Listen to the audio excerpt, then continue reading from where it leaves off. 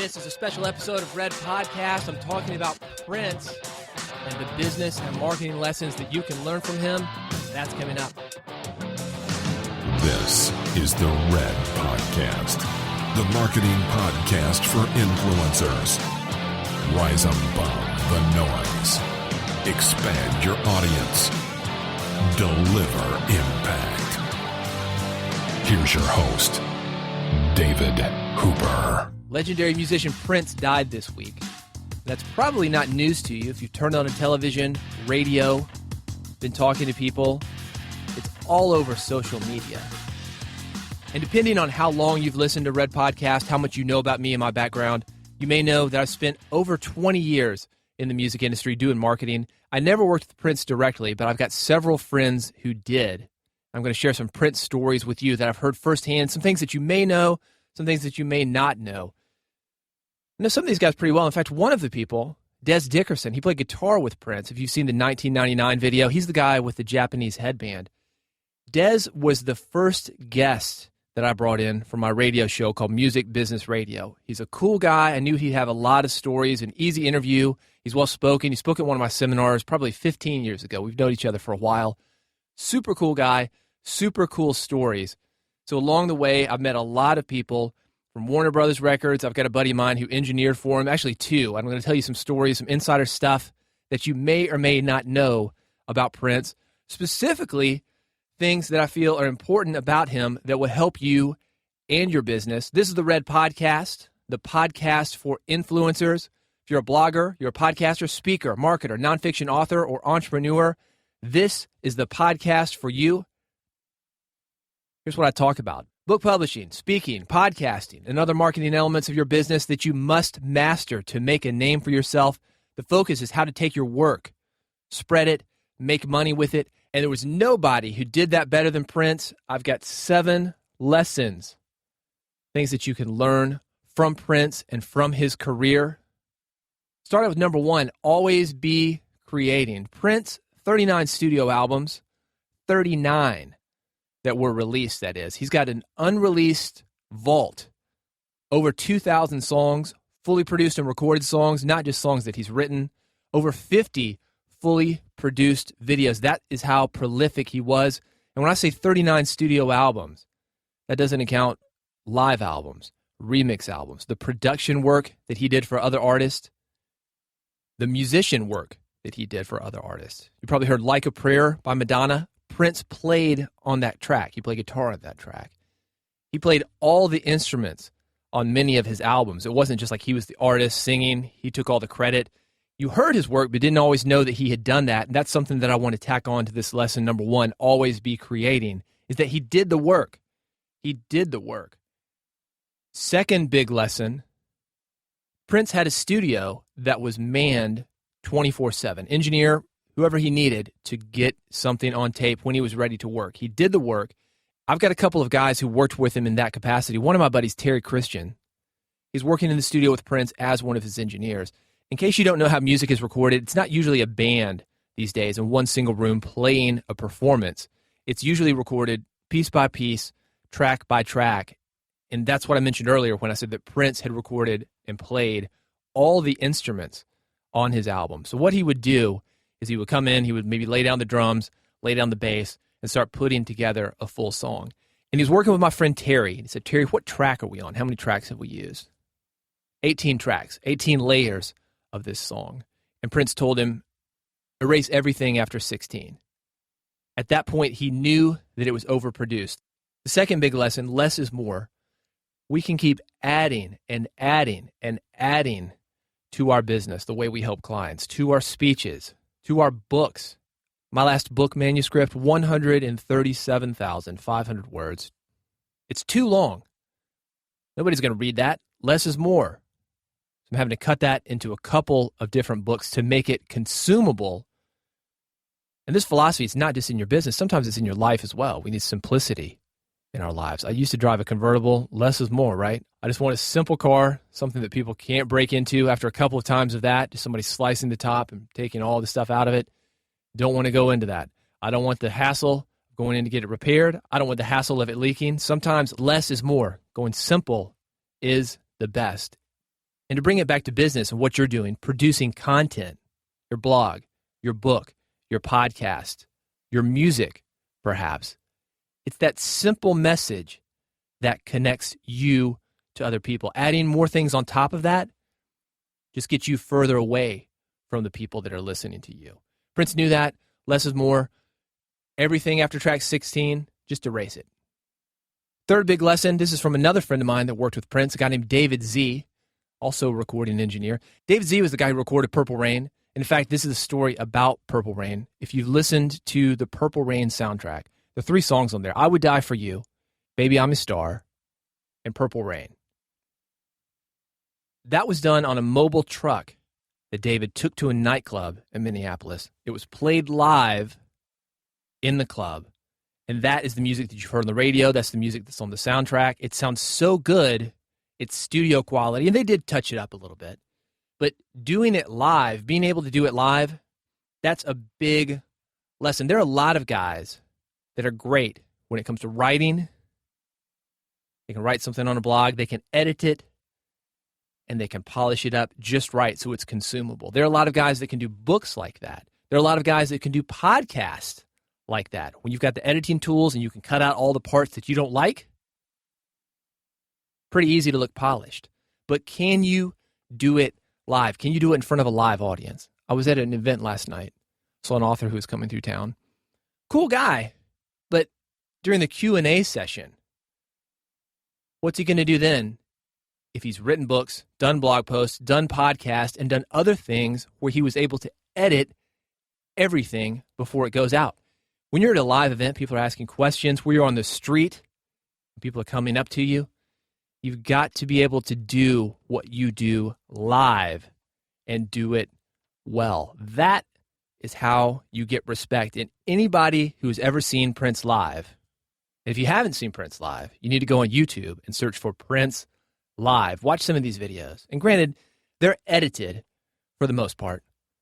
Some of them you might see are mobile phone videos directly from a live performance, but watch the connection that this guy has with his audience. When you can do it live, do your performance live, do your art, your work, whatever it is that you do live, you connect with an audience in a way that your, what I call Memorex, your taped content, will not connect with them.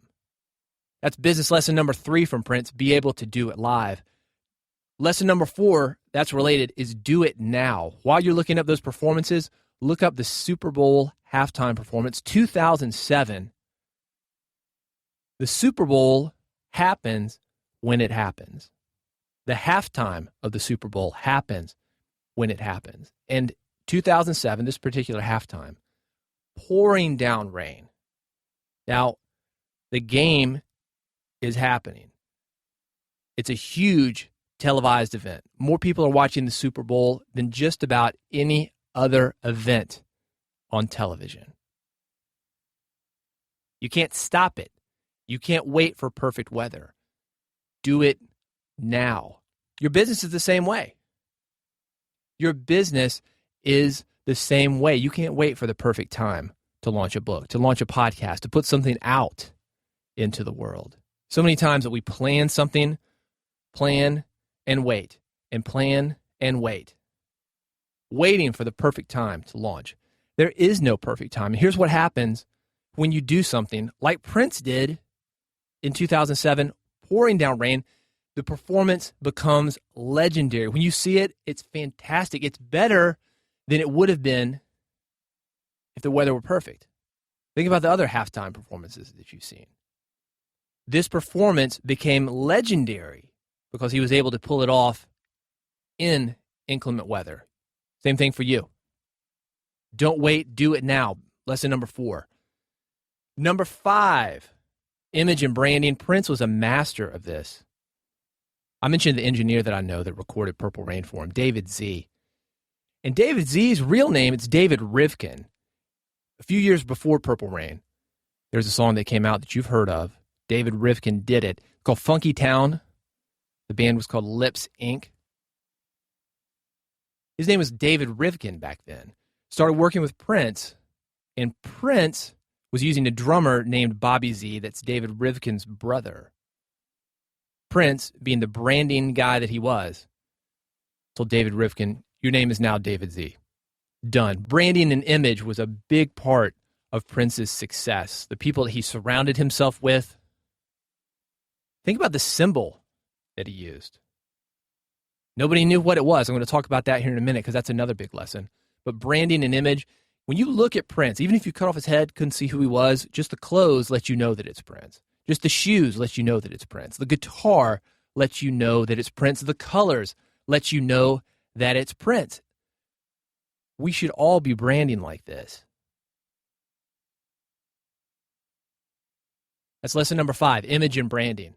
And number 6, own your stuff. This is something that you may or may not remember. You may or may not know the details of. It's a little bit insider. And this is owning your stuff. Prince had a deal with Warner Brothers Records, wasn't satisfied with it for a couple of reasons. One of them was that the Warner Brothers deal was keeping him from releasing music. As I mentioned, he's got 39 studio albums. He's got 2,000 produced tracks ready to go. Warner Brothers would only release so much music. Maybe every 6 months, maybe every year. They just didn't have the promotion power to put this music out, and Prince was frustrated by that. So what he did is he started his own label, got out of the Warner Brothers deal somehow, started his own label. When he did this, he owned everything. Warner Brothers didn't take a piece of it. He started doing direct response advertising, foregoing traditional distribution and letting people order directly from him. He owned his content, owned the recordings, he owned the record label. He put out other artists. Tevin Campbell, if you remember him, that was a Prince artist. Eventually, he got to where he owned everything. And you should be doing the same thing. A lot of people are very quick to sell their stuff, give a portion of their stuff to other companies. Book authors do this all the time when they're doing publishing deals. Podcasters can do it. CBS, they approached us about being part of their CBS distribution network. They wanted ownership. They wanted to control distribution. The exact same thing that Prince was going against. I agree with him on this. Thanks to the internet, if you've got the marketing juice, you can sell just as many books. You can have just as many people download your podcast. Again, if you've got the marketing juice, thanks to the internet, you don't need the distribution that they used to have through radio towers, bookstores, trucks, warehouses, printing presses. That doesn't matter anymore. So own your stuff, distribute your own stuff. That's lesson number 6. Here's a big one, and I think Prince did this one amazingly well, probably better than any current or contemporary musician that I can think of, and that is the mystery, selling the mystery. He had it. He did limited interviews. And there's some rumors about why he did limited interviews. Apparently earlier in his career, he had given interviews and felt that they weren't explaining his side of the story very well, or they were misquoting him, or they weren't selling him like he wanted to be sold. So he stopped doing interviews. But what happened because of that is a mystery surrounded him. When he did do interviews, there were no recordings of his voice. He didn't even let reporters use notes. You just got what you got. Sometimes he would talk in riddles, let you kind of fill in the blanks. The mystery. This is just the opposite of what a lot of content creators are doing today. They've got to Instagram everything, Snapchat everything, Facebook everything, tweet everything. Everything, even the personal moments of their life. There's no mystery. And it doesn't respect the content that you're creating. It doesn't respect your family. It doesn't respect you because you always have to be on. Remember when Prince, this is one of the contractual things, he couldn't go by the name of Prince, so he changed his name to a symbol. Didn't tell people how to pronounce the symbol. Well, that's the mystery. People said it means this. Other people said it means that. That's the mystery. It gets people talking. People have to fill in the blanks. And sometimes what people come up with is a whole lot more interesting than what you could think of. Certainly it's the case when the internet gets hold of it. Now, there are a lot of rumors surrounding Prince's death. People are filling in the blanks. Nobody really knows. Now, I've worked with a lot of musicians over the years, a lot of well-known celebrity clients. And one of the things that I've found out, this is big lesson number 8, the inside is very different than the outside. Behind the scenes is always a different story. One of the things that we're seeing a lot of rumors about when it comes to Prince is how he died. There's some talk that a few days before he died, there was an emergency landing. He had an opiate overdose. They had to give him an anti-opiate medication to, I guess, jumpstart him. I don't quite understand how that works. Get him back on his feet, but he didn't get the hospitalization that he needed. Maybe something happened again. Here's what I do know. This is serious stuff. Opiate addiction, extremely serious. Just this week, I was actually in the emergency room, taking a friend of mine to the emergency room for issues because of opiates. I've had friends that are addicted to Vicodin, Percocet, Dilaudid. The list goes on. And I can tell you that eventually this stuff catches up with you. You can't outrun it. I understand why people do it. We lead very stressful lives, especially people who are in the public eye, where you've got folks that are coming to you with, let's say, negative energy. Haters, maybe you want to call them that. Critics. You get bad reviews on Amazon. You've got people harassing you via Twitter. You got people harassing you in other ways. It's a very tough business to put your work out there, whether you're a musician, a book author, a podcaster. You're exposing yourself and you're opening yourself up to this. And sometimes there's just a lot of pressure for you to be successful and keep up this image and keep up this workload. And if you're like Prince, having to make payroll, a lot of pressure. There's a saying, never trust a man who's never had to make payroll. Extremely stressful. And sometimes we don't always handle that pressure in a healthy way. I think this is the biggest lesson that we can learn here. Whether it's true, whether it's not, I don't want to start any rumors, but people are talking about it. So let's just say for a minute that it is true. Take it back to lesson number 2. Less is more. Simplify. Simplify. Lives get complicated. Work gets complicated. Situations get complicated. It does not have to be like that. And if you're feeling like things are getting out of control, there are good ways to handle that. Help is available if you need it. Remember, I was in the music industry. I've seen dozens of friends get caught up in this. And fortunately, I've seen almost just as many get the help that they need. And things do turn around. If you need help, it is available to you. So I would encourage you to check that out. Ask for it. Just think about it. Because like Prince, you've got a gift. And we need that gift. The world needs that gift that you've got. And you can't help anybody if you're dead. So if you need help, I encourage you to get that. Thank you so much for listening.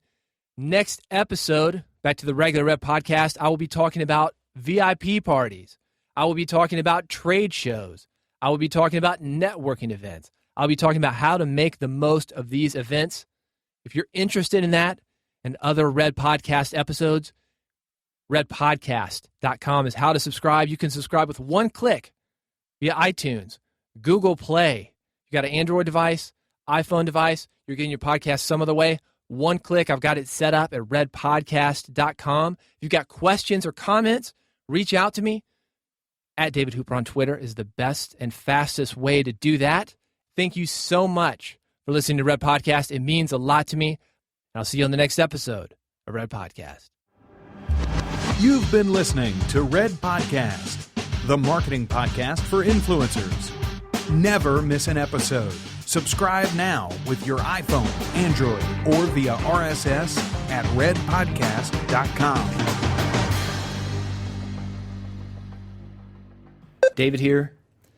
I just finished editing the podcast. I plugged in a mic, so forgive the low audio quality on this because I wanted to share one more thing that Prince did. I think this is one of the coolest things that he did. It was very progressive. It was also very aggressive, and it was a packaging deal that I think that you could learn from. 2004, he had an album. It was called Musicology. It's a great album. Definitely check it out if you're a Prince fan, even if you're not, if you're into kind of the funk, soul, psychedelic rock kind of genre. But he had an album. This is a guy who'd been in business for, let's say, 30 years minimum. And like everybody who's lasted that long in the business, you have ups and you have downs. Sometimes you're at the top of the charts. Sometimes you're not. He hadn't really sold a whole lot of records, for Prince lately, a whole lot for you and me maybe. And he wanted something that was going to be a little bit more aggressive to get an album to the top of the charts. So what he did, he was always a big tour draw. And when he went on tour, he had a deal. You bought a ticket, you get a free copy of the album. And the way we track sales in the music industry is something called SoundScan. And every time a ticket was sold, they would SoundScan an album. So This album went platinum. He was selling tons of albums. He went to the top of the Billboard charts. I think it was a top 5. But it agitated a lot of people. They didn't think that he was playing fair. It got a lot of publicity for the album. But again, people didn't think that he was playing fair because he was a big tour draw and he was using this to sell albums. So what they actually did after this happened, he's at the top of the Billboard charts.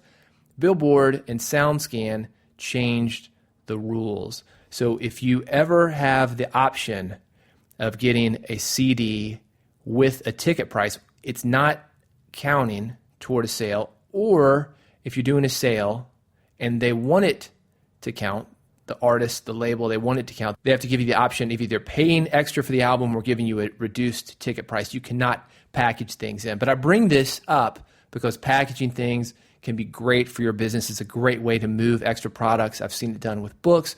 I've seen it done with seminars. Learn from it. Thanks for listening. See you on the next episode of Red Podcast.